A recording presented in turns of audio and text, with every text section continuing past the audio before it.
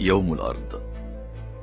استمر الكيان الإسرائيلي بمصادرة أراضي الفلسطينيين في الداخل المحتل منذ نكبة عام 48 و900 وألف حتى عام 1976، وبلغ مجموع ما صودر من أراضٍ زراعية خصبة حوالي 5 ملايين دنما.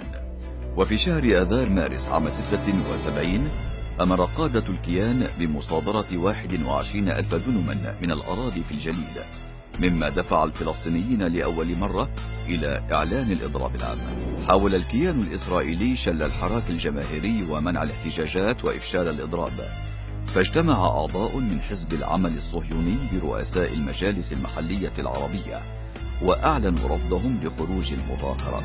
وأعلنت الحكومة الإسرائيلية أن جميع المظاهرات غير قانونية، وهددت بإطلاق النار على المحرضين، إلا أن كل التهديدات لم تثني فلسطينيي الداخل عن الاستمرار في احتجاجاتهم والمسيرات العامة التي عمت جميع البلدات العربية من الجليل شمالا إلى النقب جنوبا.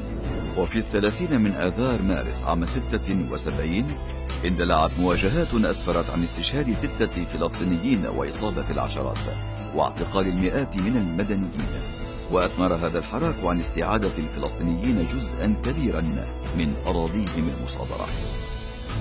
وقد تحول هذا اليوم من كل عام إلى يوم كبرياء انتصرت فيه الإرادة الشعبية على صلف المحتل، ومنذ ذلك الحين يحيي الفلسطينيون ذكرى ذلك اليوم المجيد، يوم الأرض.